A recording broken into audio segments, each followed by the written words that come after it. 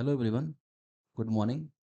आशा करता हूँ आप लोग अच्छे होंगे और आपकी तैयारी भी अच्छी चल रही होगी। मेरा नाम दिवस द्विवेदी है और मैं घटना सूत्र की इस खूबसूरत पहल में आप सभी का एक बार स्वागत करता हूँ, जहाँ पर हम रोज लेके आते हैं करंट अफेयर्स, ऐसे करंट अफेयर्स जो यूपीएससी के साथ साथ स्टेट सिविल सर्विसेज, चाहे वो यूपी पीसीएस हो, बीपीएससी हो, झारखंड पीसीएस हो या अन्य राज्यों के पीसीएस हो, उनके लिए इम्पोर्टेंट होते हैं।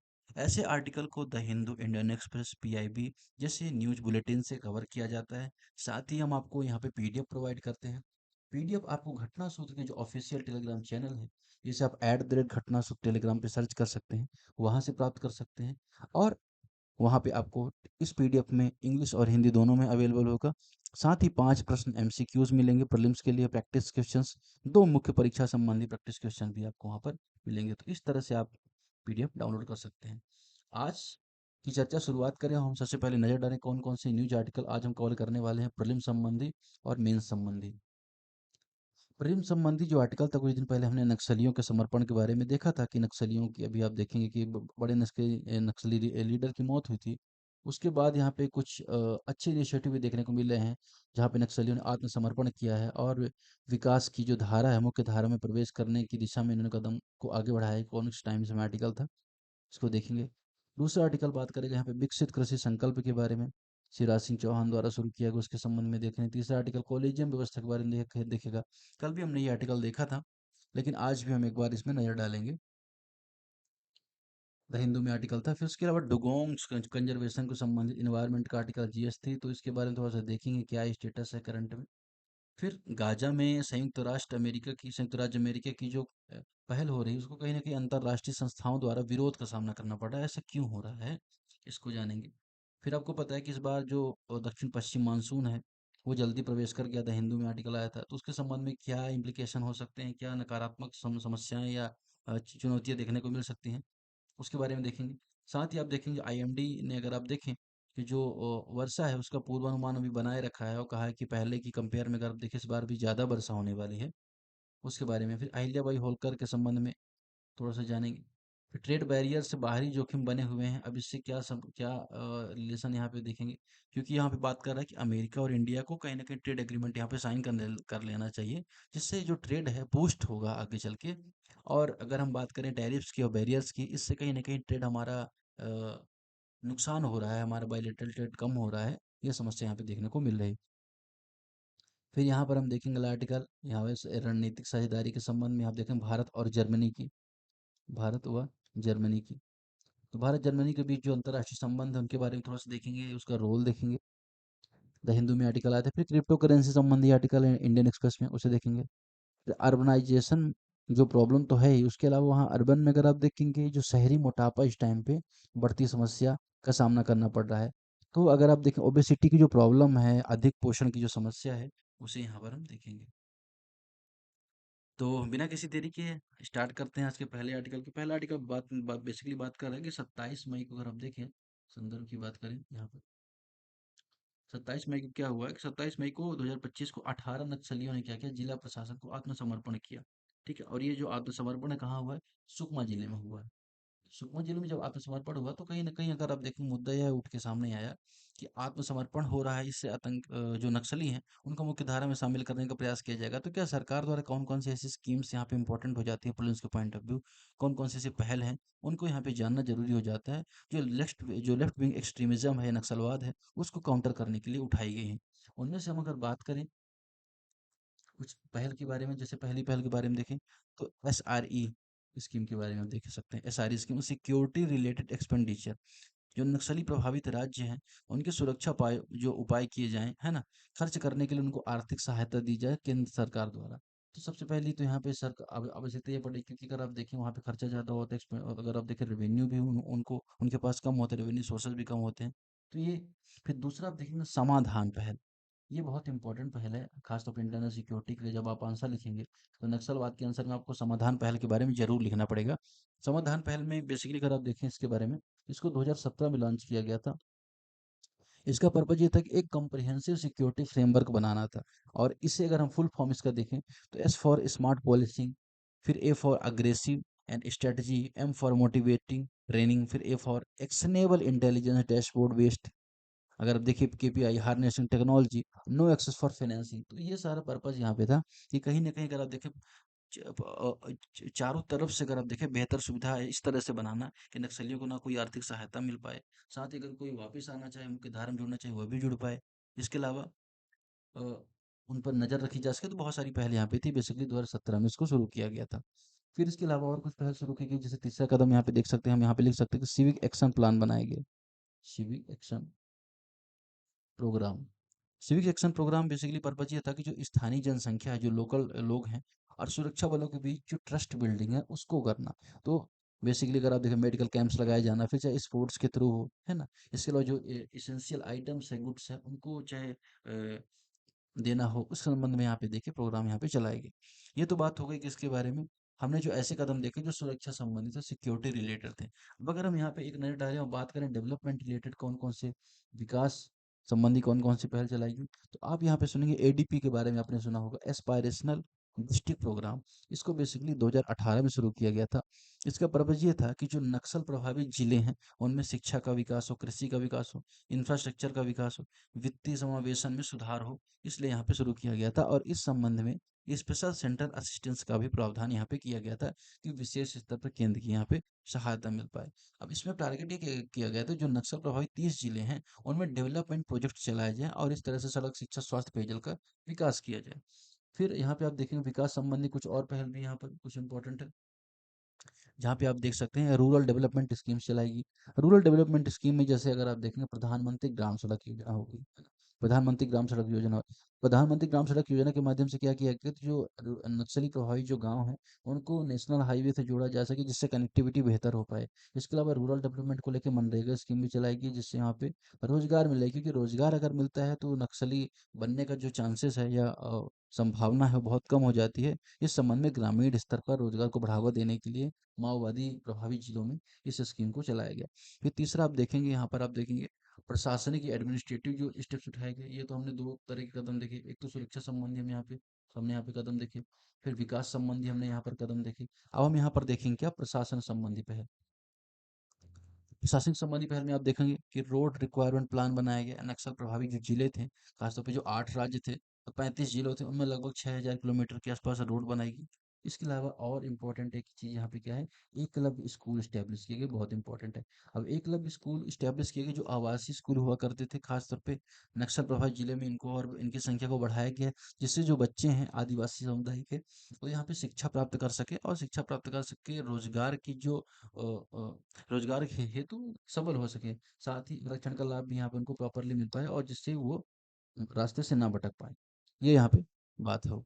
फिर इसके अलावा आप देखें स्किल डेवलपमेंट स्कीम बहुत सारी चलाई गई। फिर इसके अलावा राज्यों की बहुत सारी पहल हुई, जैसे रामबन गमन पथ योजना छत्तीसगढ़ सरकार ने चलाई, क्योंकि ये तो केंद्र सरकार की बहुत सारी पहल हो गई। अगर स्टेट गवर्नमेंट के बारे में देखें तो रामबन गमन पथ योजना, फिर इसके अलावा आप देखेंगे नर्व गर्भ गर्भ बड़ी योजना, फिर झारखंड सरकार द्वारा सरकार सरकार आपके आपके द्वार, इस स्कीम के बारे में आपने सुना होगा, ये झारखंड गवर्नमेंट द्वारा चलाएगी। इसके अलावा अगर आप देखें बुनियादी सुविधा योजना बिहार सरकार द्वारा चलाएगी। तो इस तरह से बहुत सारी पहल यहाँ पे नक्सलवाद को काउंटर करने के लिए चलाई गई, जो हमने यहाँ पर देखा। अब ये आप मेंस में भी इस्तेमाल कर सकते हैं, प्रीलिम्स में अगर इंपॉर्टेंट याद का है तो ये फैक्ट्स है, चाहे आप ईडीपी के बारे में हो, चाहे समाधान के बारे में, सिविल सेक्शन प्लान के बारे में हो, एकलव्य स्कूल्स के बारे में, तो आप यहाँ पे याद कर सकते हैं। अगला आर्टिकल बात करेगा यहाँ पे कृषि विकास का क्षेत्रीय योगदान के संबंध में, बेसिकली आर्टिकल था, इसके बारे में थोड़ा सा यहाँ पर हम नजर डालेंगे। अब यहाँ पे हम देखेंगे तो हम पाएंगे कि जो प्रधानमंत्री नरेंद्र मोदी के लैब से लैंड जो उनका अप्रोच है, लैब टू लैंड मतलब क्या है कि अगर कोई भी एग्रीकल्चर रिलेटेड डेवलपमेंट लैब में हो रहा है, उसको भारतीय भूमि में उतारा जाए, भारत की जमीन में उतारा जाए। अब प्रधानमंत्री मोदी का पर्पज ये है कि भारत 2047 तक अगर आप देखें तो उनका लक्ष्य विकसित भारत को निर्माण करना, और इस विकसित भारत के निर्माण में कृषि का योगदान अहम हो जाता है, क्योंकि आपको पता है कि लगभग आप देखेंगे नजर डालें अपने तो लगभग आप देखेंगे 51% के आसपास लोग कहीं ना कहीं कृषि संबंधी गतिविधियों में विलिप्त हैं। और इस वजह से अगर आप देखेंगे इतनी इतनी बड़ी जनसंख्या भी है तो वहाँ पे एग्रीकल्चर का डेवलपमेंट यहाँ पे बहुत इंपॉर्टेंट हो जाता है। और इस संबंध में आप देखेंगे बहुत सारी पहल सरकार द्वारा की गई हैं। ना सिर्फ यहाँ पे बल्कि आप देखेंगे कि कृषि संबंधी जो विकास 1966 से तो चल रहा है, जहाँ पे हरित क्रांति वगैरह की शुरुआत हुई। वर्तमान में आप देखेंगे पर ड्रॉप मोर क्रॉप हो गया, प्रधानमंत्री फसल बीमा योजना, कृषि सिंचाई योजना हो गई। तो बहुत सारी स्कीम्स ऐसी चलाई जा रही हैं, सोलर रूफ टॉप स्कीम्स हो गई, जिससे एग्रीकल्चर जो फार्मर्स हैं उनको जो अल्टरनेटिव कहीं ना कहीं एक स्रोत बनाया जाए, सोर्स बनाया जाए इनकम का। साथ ही जो एग्रीकल्चर है उसको फायदे का धंधा बनाया जाए, चाहे एमएसपी को बढ़ाने के माध्यम से हो, चाहे नई नई स्कीम्स को चलाने के माध्यम से हो। तो यहाँ पे पहल है। अब यहाँ पर ये जो पहल शिवराज सिंह चौहान ने इसे 29 मई को यहाँ पे शुरुआत की है। केंद्रीय कृषि किसान किसान मंत्रालय द्वारा शुरू किया गया, 700 प्लस जिलों को कवर करने का यहाँ पे प्रयास किया जाएगा। लगभग अगर आप देखें 65,000 गाँव यहाँ पे टारगेट किए जाएंगे और 1.5 करोड़ के आसपास किसानों को यहाँ पे लक्षित किया जाएगा। ये तो यहाँ पे बात हो गई है। इसका उद्देश्य बेसिकली क्या है कि वैज्ञानिक कृषि पद्धति का विकास करना, जो साइंटिफिक एग्रीकल्चर मेथड है उसको डेवलप करना। साथ ही जो गवर्नमेंट स्कीम्स हैं उनको उनको प्रॉपरली उनके बारे में अवेयरनेस फैलाना, जिससे किसानों को उसके बारे में जानकारी मिले और वो उन स्कीम्स का लाभ ले पाए। अगला आर्टिकल बात करेगा सुप्रीम कोर्ट कॉलेजियम द्वारा 21 उच्च न्यायालय के न्यायाधीशों के तबादले के संबंध में। Give me a second.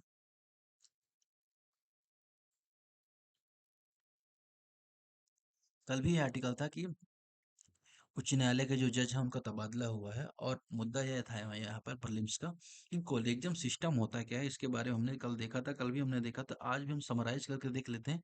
Summarise करके देखेंगे, अगर आप डिटेल से देखना चाहें तो कल के आर्टिकल पे आप नजर डाल सकते हैं। अगर हम बात करें यहाँ पर तो अनुच्छेद 124 आर्टिकल 124 सब क्लॉज 2 ये बात करता है कि सुप्रीम कोर्ट में जो जज है उनकी अपॉइंटमेंट कैसे होगी। जज की नियुक्ति की बात करता है ना। 124(2). फिर वहीं अगर आप देखें अनुच्छेद 217 किसके बारे में बात करता है, तो 17 बात करते हैं कि हाई कोर्ट में अगर आप देखें, हाई कोर्ट में जज की अपॉइंटमेंट कैसे होगी। ठीक है, तो ये दोनों आर्टिकल के बारे में आपने जान लिया। अब अगर हम बात करें कोलिजन सिस्टम का जो विकास हुआ है इसके बारे में आप देखें, तो कोलिजन सिस्टम का जो विकास हुआ है उसके बारे में सबसे महत्वपूर्ण केस आपको मिलेगा फर्स्ट जज केस। अगर आप देखें 1981 में एसपी गुप्ता केस विषय बोला जाता है फर्स्ट जज केस, जहां पर आप देखेंगे कि जो सहमति या बाध्यकारी एक तरह से नहीं थी। यहाँ पर बात थी कि जो भारत के मुख्य न्यायाधीश हैं उनके सुझाव की प्रधानता को ठोस कारण के चलते स्वीकार किया जा सकता है। बेसिकली देखिए, कॉलेजियम सिस्टम के थ्रू क्या होता है कि जो कमेटी है, कॉलेजियम है, वो सुझाव देता है प्रेसिडेंट को। प्रेसिडेंट को उन न्यायाधीशों की नियुक्ति या तबादला करना पड़ता है।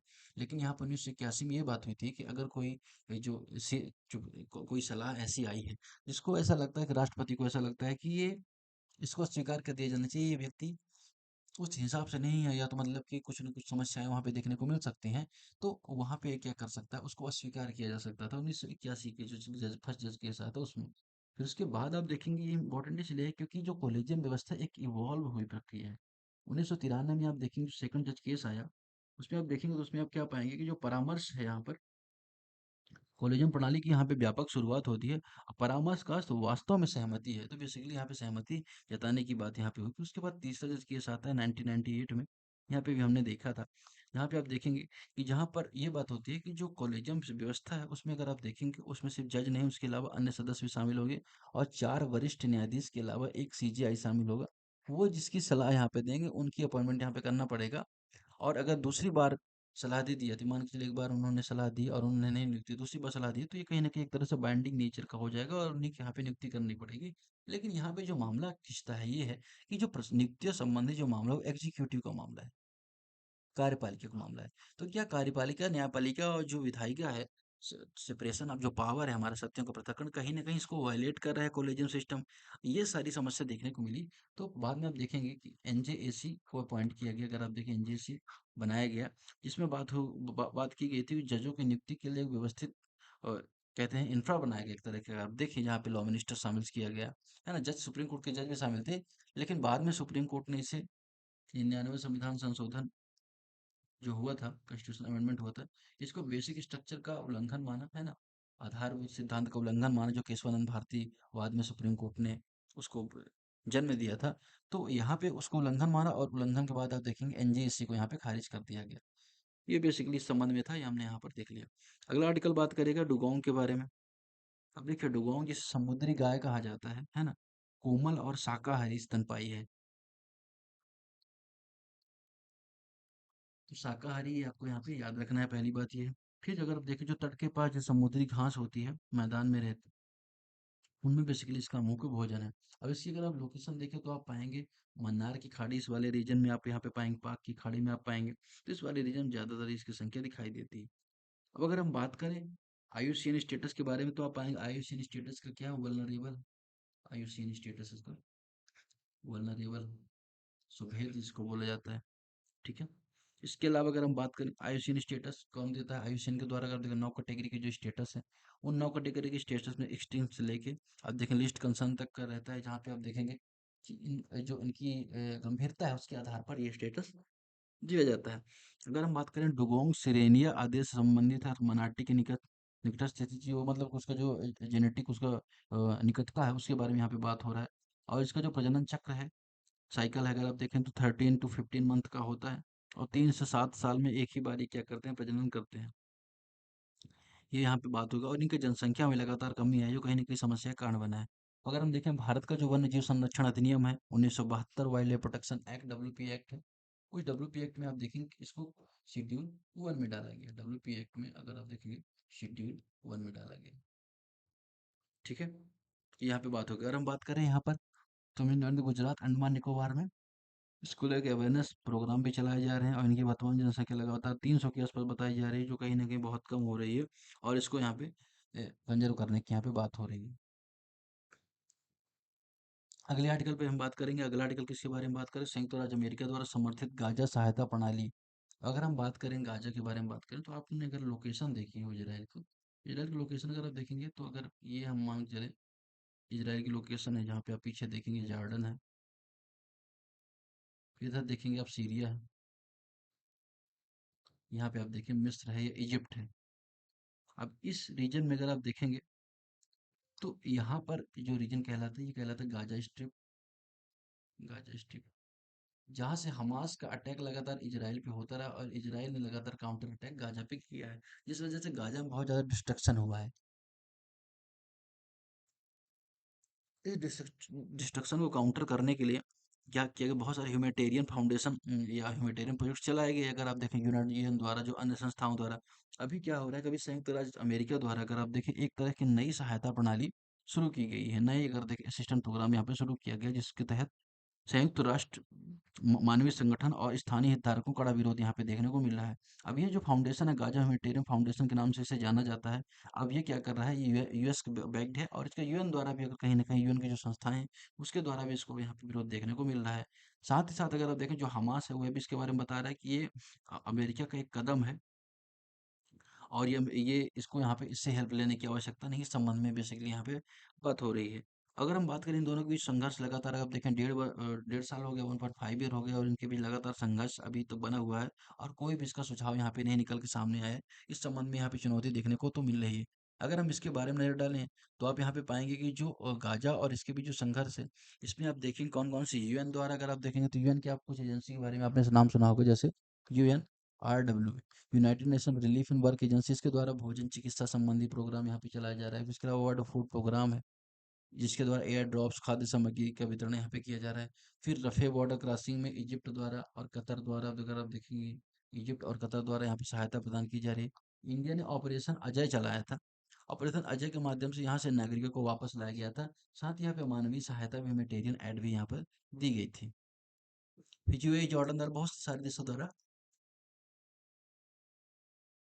यहाँ पे ह्यूमैनिटेरियन प्रोग्राम यहाँ पे चलाया गया। अब यहाँ पे चैलेंज यहाँ पे ये निकल के आ रहा है कहीं न कहीं युद्ध विराम की कमी देखने को मिल रही है और जो इसकी आवश्यकता यहाँ पे दिखाई दे रही है कि अंतर्राष्ट्रीय संस्थाओं व बड़ी पावर को आपस में एकजुट होकर यहाँ पे युद्ध विराम की आवश्यकता यहाँ पे दिखाई दे रही है क्योंकि अगर आप देखेंगे लगभग हज़ारों लोगों की मौत हो चुकी है और इस पे ग्लोबल मीडिया की नज़र नहीं जाती है। वहीं अगर आप देखें कि कश्मीर में अगर कोई इश्यू होता है जहाँ पे अगर थोड़ा सा ही मामला होता है तुरंत मानव अधिकार की मामला आ जाता है। लेकिन अगर आप देखें वहीं नज़र डालें फ़लस्तीन पर जो इज़राइल वो गाज़ा स्ट्रिप पे जो अटैक होते हैं तो वहाँ पे आप देखें कहीं न कहीं इस चीज़ को यहाँ पे दरकिनार कर दिया जाता है मुख्य धारा से। इस संबंध में बेसिकली यहाँ पे आर्टिकल था। अगले आर्टिकल में बात करेंगे वो बात करें केरल में निम्न दबाव प्रणाली पर भारी वर्षा की संभावना यहाँ पे देखने को मिल रही है। आपको पता है कि जो भारतीय मानसून है 1 जून के आसपास आता है लेकिन इस बार क्या हो रहा है कि जो भारतीय मानसून यहाँ पे जल्दी आ रहा है।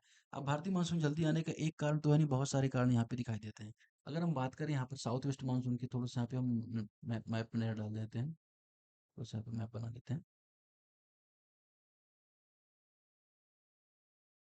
यहाँ पे रफली ये मैप बना के। अब आपको पता है कि यहाँ पे कौन सा अरब सागर है? अरब सागर है, ठीक है ना? यहाँ पे बंगाल की खाड़ी है। और जो भारत का मानसून है, अगर आप देखेंगे, यह यहाँ पे मान के चलिए इक्वेटर है। अब भारत का मानसून आप देखें कि यहाँ पर क्या होता है गर्मी में, अगर आप देखेंगे कुछ अप्रैल मई में क्या होता है, यहाँ पे बहुत ज़्यादा गर्मी होती है, गर्मी ज़्यादा होती है। तो आप देखें जो वायु दाब होती है, एयर प्रेशर होता है, वायु दाब एयर प्रेशर कम होता है। टेम्परेचर जब ज़्यादा होता है तो जो प्रेशर होता है वो कम होता है, यूनिवर्सली प्रोपोर्शनल होते हैं, एक दूसरे के विपरीत होते हैं। अब जब यहाँ पे टेम्परेचर ज़्यादा होता है और दाब कम होता है, जो प्रेशर, तो हवा क्या होती है, हाई प्रेशर से लो प्रेशर की तरफ चलती है।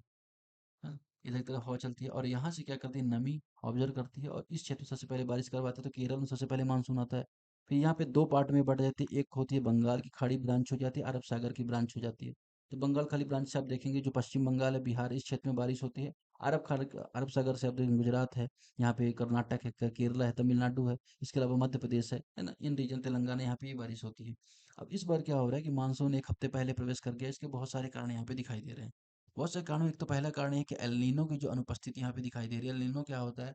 एल नीनो से क्या होता है, जो भारतीय मौसम है और जो भारत की वर्षा वो कम हो जाती है, क्योंकि अगर आप देखें साउथ पैसिफिक जो ओशियन है उसमें टेम्परेचर बढ़ जाता है ज़्यादा, तो जो मौसम मौसम है और जो वायु का जो वायु का प्रवाह है उधर हो जाता है। तो उसे एल नीनो का टॉपिक हम देखेंगे।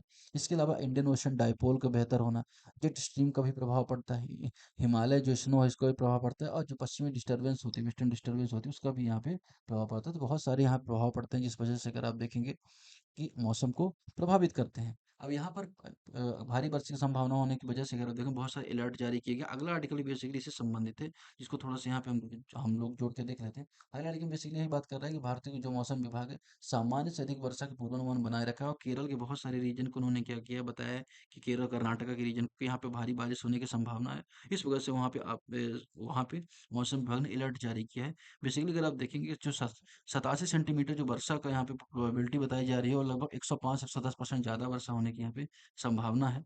जो आप देखेंगे जून की जो सामान्य वर्षा होती है उससे कहीं अधिक है। तो इस संबंध में ये दोनों आर्टिकल थे, इसको हमने थोड़ा सा यहाँ पे कॉम्प्रिहेंसिव करके देख लिया है। अगले आर्टिकल की तरफ बढ़ेंगे और हम बात करेंगे यहाँ पे मध्य प्रदेश में 18वीं शताब्दी में रानी अहिल्याबाई की यहाँ पे जयंती हो रही है। इस संबंध में आप देखेंगे 9 महीने का उत्सव चल रहा है। अब रानी हमें अहिल्याबाई के बारे में अगर आप देखें कि उन्होंने विधवा होते हुए भी 1767 में, आप देखें 1767 में मालवा की गद्दी उन्होंने संभाली और बेहतर शासन स्टैब्लिश करने में उन्होंने मदद की। अगर हम बात करें होलकर वंश बेसिकली अगर आप देखें जो मराठा एम्पायर हुआ करता था, मराठा एम्पायर के जो जो ब्रांचेज हुआ करती थी, उसमें चाहे सिंधिया ले लें, गायकवाड़ ले लें, चाहे अगर आप देखें वडोदरा के, फिर अगर हम देखें होलकर ले लें, ये बेसिकली उनकी सब ब्रांचेज हुआ करती थी, जिसमें अगर आप देखें अंग्रेजों से लोहा लेने में इन्होंने बहुत ए, महत्वपूर्ण कदम उठाए। इसके अलावा अहिल्याबाई ने अगर हम बात करें जन कल्याणकारी योजनाओं के रूप में उनको बहुत जाना जाता है। किसानों की सहायता हो, फिर चाहे न्यायप्रिय व्यवस्था लागू करना हो, न्यायपालिका का निर्माण करना हो, राजनीतिक स्थायित्व की बनाना हो। इसके अलावा काशी विश्वनाथ मंदिर का पुनर्निर्माण इन्होंने करवाया वाराणसी में, इस वजह से भी इन्होंने जाना जाता है 1780 में। फिर सोमनाथ मंदिर गुजरात का भी इन्होंने पुनर्निर्माण करवाया था, जो गुजरात में स्थित है। रामेश्वरम मंदिर का भी इन्होंने पुनर्निर्माण का, लगभग अगर आप देखें ऐसा माना जाता है कि लगभग 1000 मंदिरों का, धर्मशालाओं का निर्माण इन्होंने पूरे देश में करवाया था। इसलिए इनका जो योगदान है अहम हो जाता है।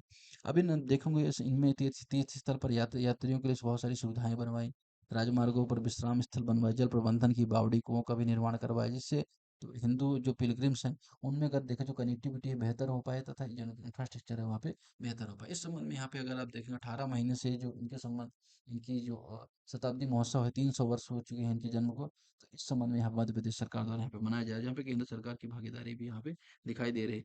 इस बारे में यहाँ पे आर्टिकल था जिसे हमने यहाँ पर देखा।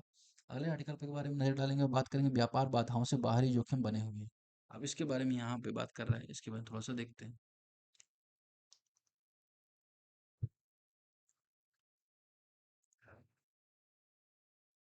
आर्टिकल बेसिकली मानना है कि वित्त मंत्रालय ने अप्रैल 2025 में एक मासिक मंथली जो इकोनॉमिक जो असेसमेंट है उसमें बताया कि जो ग्लोबली जो ट्रेड बैरियर्स होते हैं उनमें कहीं ना कहीं अगर देखें उनमें हम फंसते हैं, तो जो हमारा ट्रेड है कहीं ना कहीं निगेटिवली इम्पैक्ट होता है। और इस संबंध में उन्होंने अमेरिका की एग्जांपल दी कि अमेरिका से हमारे जो ट्रेड एग्रीमेंट है उसकी पॉसिबिलिटी यहाँ पे बेहतर दिखाई दे रही है। अगर हम उनसे ट्रेड एग्रीमेंट करते हैं तो भारत का जो निर्यात है मजबूत होगा, एक्सपोर्ट मजबूत होगा।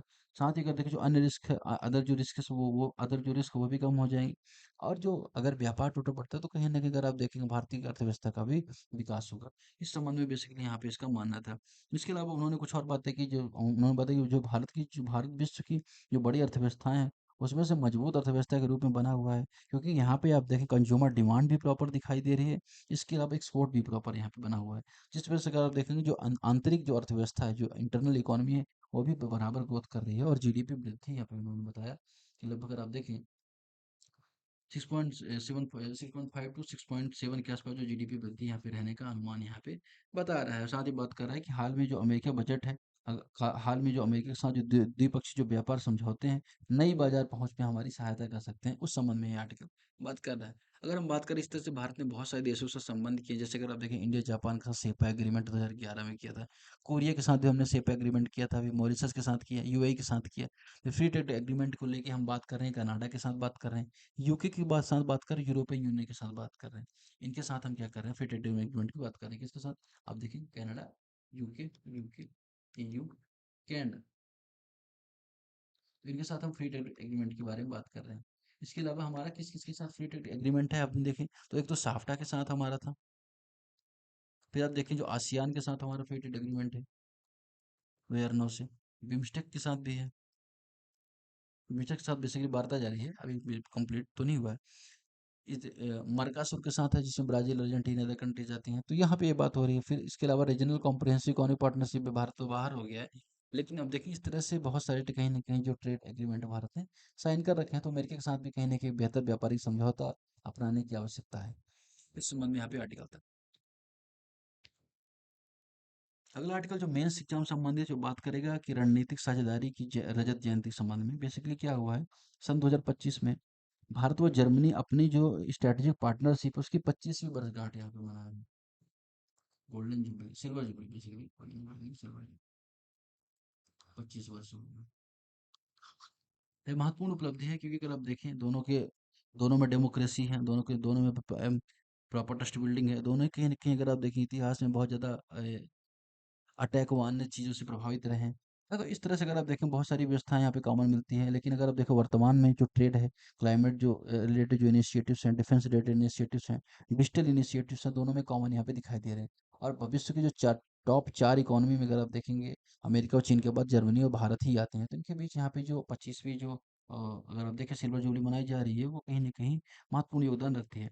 अगर हम नजर डालें तो जर्मनी 2030 तक अगर देखें 10 बिलियन यूरो का जो मगर है, देखें ग्रीन और सस्टेनेबल डेवलपमेंट में असिस्टेंट देने की यहाँ पे बात की थी, जो कहीं ना कहीं सोलर एनर्जी को लेकर हो, चाहे ग्रीन हाइड्रोजन को लेकर हो, इलेक्ट्रिक मोबिलिटी को लेकर हो, उसके विकास को लेकर यहाँ पे बात हुई थी। और साथ ही यहाँ पे जो साइबर सुरक्षा, साइबर सिक्योरिटी है, एआई है, इस दिशा में बेहतर कदम उठाने की यहाँ पे बात हुई थी।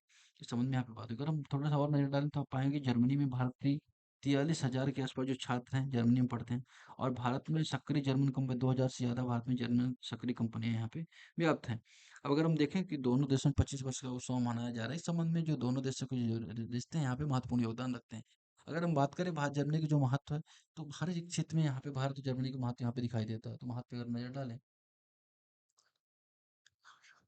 जैसे जलवायु सहयोग हो गया, इसमें आप देखें ग्रीन सस्टेनेबल डेवलपमेंट पार्टनरशिप यहाँ पे हमारी चल रही है, जिसमें वो हमारी मदद करने की बात कर रहे हैं। दूसरा हम देखें व्यापार व निवेश के संबंध में होगा, व्यापार निवेश 2023 में अगर आप देखें तो द्विपक्षीय जो व्यापार था हमारा और जर्मनी का, वो 30 बिलियन यूरो था, 30 बिलियन यूरो था।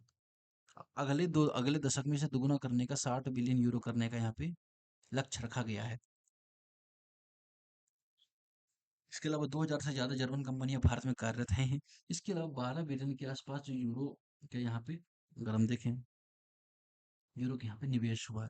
इस संबंध में व्यापार निवेश के जो आंकड़े यहाँ पर दिखाई देते हैं। फिर प्रौद्योगिकी नवाचार के स्तर पर यहाँ पे भागीदारी दिखाई देती है, जहाँ एआई है, इंडस्ट्री 4.0 है, साइबर सिक्योरिटी है, डिजिटल इंफ्रा है, इस पे कोऑपरेट कर रहे हैं। हायर एजुकेशन को लेकर कोऑपरेट कर रहे हैं।